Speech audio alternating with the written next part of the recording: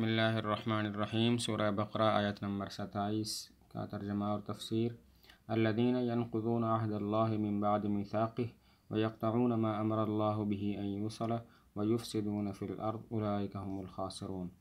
ترجمہ: وہ لوگ کہ جو توڑتے ہیں عہد اللہ کے عہد کو، من بعد میثاقہ اس کو پکا کرنے کے بعد، ویقطعون اور توڑتے ہیں، ما امر اللہ بہ ان یوصل اس چیز کو کہ اللہ نے حکم دیا جائے کہ اس کو جوڑا جائے، ویفسدون اور فساد مچاتے ہیں، فی الارض زمین میں، اولئک ھم الخاسرون یہی لوگ نقصان اٹھانے والے ہیں۔ الذین ینقضون عہد اللہ جو اللہ کے عہد کو توڑتے ہیں۔ ینقضون نقض سے ہے، اور نقض کا معنی ہوتا ہے رسی وغیرہ کے ریشوں کو توڑ دینا، اس کے بل کھول دینا۔ تو عہد کو توڑنا مراد اس سے عہد کو توڑنا ہے، اس لیے کہ جس طرح رسی اپنے ریشوں کی وجہ سے مضبوط ہوتی ہے، اسی طرح جو عہد ہے وہ بھی مضبوط ہوتا ہے۔ ینقضون نقض سے ہے، نقض کا معنی ہوتا ہے رسی وغیرہ کے بل کھولنا، مراد ہے عہد کو توڑنا۔ تو عہد کو توڑنے کو ذکر کیا ینقضون نقض کے ساتھ، اس کی وجہ یہ ہے کہ جس طرح رسی اپنے ریشوں کی وجہ سے مضبوط ہوتی ہے، اسی وجہ سے عہد بھی مضبوط ہوتا ہے۔ تو الذین ینقضون عہد اللہ وہ اللہ کے عہد کو توڑتے ہیں۔ اللہ کا عہد کیا ہے؟ اس میں مفسرین کے چند قول ہیں۔ ایک قول مراد عہد الست ہے۔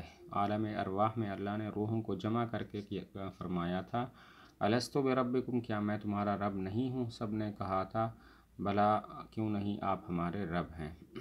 دوسرا قول یہ ہے کہ عہد سے مراد وہ خاموش عہد ہے جو انسان اپنی پیدائش کے وقت کرتا ہے کہ میں اللہ کے احکام کی پابندی کروں گا۔ جس طرح کہ کوئی شخص کسی بھی ملک میں پیدا ہو، اس کا آبائی وطن ہو، تو وہ عہد کر رہا ہوتا ہے کہ میں اس ملک کے قوانین کی پابندی کروں گا۔ تیسرا قول یہ ہے کہ عہد سے مراد تورات میں لیا گیا وہ عہد ہے کہ اللہ تعالیٰ نے ان سے لیا تھا کہ نبی آخر الزمان آئیں گے تو تم نے ان کی پیروی کرنی ہے۔ اللہ کے عہد سے کیا مراد ہے؟ ایک قول ہے کہ عہد الست، عالم ارواح میں اللہ تعالیٰ نے روحوں کو جمع کر کے فرمایا تھا الست بربکم کیا میں تمہارا رب نہیں ہوں؟ سب نے کہا تھا بلا، کیوں نہیں، آپ ہمارے رب ہیں۔ دوسرا قول یہ ہے کہ اس سے مراد وہ خاموش عہد ہے جو انسان اپنی پیدائش کے وقت کرتا ہے کہ میں اللہ کے احکام کی پیروی کروں گا۔ جس طرح کہ کسی ملک میں پیدا ہونے والا بچہ یہ خاموش عہد کرتا ہے کہ میں اس ملک کے قوانین کی پابندی کروں گا۔ اور تیسرا قول یہ ہے کہ مراد تورات میں لیا گیا وہ عہد ہے جو اللہ تعالیٰ نے لوگوں سے لیا تھا کہ جب آخری نبی آئیں گے تو تم نے ان کی پیروی کرنی ہے۔ من بعد میثاقہ عہد کو پکا کرنے کے بعد، عہد کو پکا کرنا یہ ہے کہ ہر زمانے میں نبی آتے رہے جو اللہ تعالیٰ کی توحید کی طرف اور اللہ کے رب ہونے کی طرف دعوت دیتے رہے۔ من بعد میثاقہ اس کو پکا کرنے کے بعد، پکا کرنے کا مطلب ہے ہر زمانے میں انبیاء آتے رہے جو اللہ کی توحید اور اس کے رب ہونے کو بیان کرتے رہے۔ وَيَقْطَعُونَ مَا أَمَرَ اللَّهُ بِهِ أَن يُوصَلَ جس چیز کے جوڑنے کا اللہ نے حکم دیا ہے اس کو وہ توڑتے ہیں۔ کیا چیز ہے؟ مفسرین کا ایک قول یہ ہے کہ اللہ نے حکم دیا کہ رشتہ داریوں کو جوڑا جائے، رشتہ داروں کے حقوق کا خیال کیا جائے، لیکن یہ اس کو توڑتے ہیں، رشتہ داروں سے اپنا تعلق ختم کرتے ہیں۔ دوسرا قول یہ ہے کہ اللہ نے حکم دیا تمام انبیاء پر ایمان لانا ہے، لیکن یہ لوگ کیا کرتے ہیں، نؤمن ببعض الکتاب کہ ہم جو ہے وہ بعض کتابوں پر ایمان لائیں گے، بعض رسولوں پر ایمان لاتے ہیں اور بعض رسولوں کا وہ انکار کرتے ہیں۔ تو دوسرا قول یہ ہے کہ اللہ نے حکم دیا تمام انبیاء پر ایمان لانا، لیکن یہ لوگ بعض انبیاء پر ایمان لاتے ہیں اور بعض انبیاء پر ایمان نہیں لاتے۔ تیسرا قول یہ ہے کہ اللہ نے حکم دیا مسلمانوں سے اپنا تعلق مضبوط رکھو، یہ لوگ اس تعلق کو توڑتے ہیں۔ اور چوتھا قول یہ ہے کہ اللہ نے حکم دیا امن سے اپنا تعلق قائم رکھو، لیکن یہ امن کو ختم کرتے ہیں۔ تو اللہ نے جس چیز کے جوڑنے کا حکم دیا اس کو توڑتے ہیں۔ مراد کیا ہے؟ ایک قول یہ ہے کہ اللہ نے حکم دیا رشتہ داروں سے حسن سلوک کرو، یہ برا سلوک کرتے ہیں۔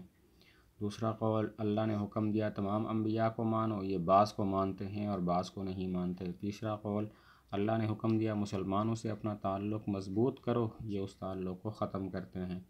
چوتھا قول اللہ نے حکم دیا امن سے اپنا تعلق قائم کرو، یہ لوگ امن کو خراب کرتے ہیں۔ وَيُفْسِدُونَ فِي الْأَرْضِ، زمین میں فساد مچاتے ہیں۔ زمین میں فساد کی کئی صورتیں ہیں۔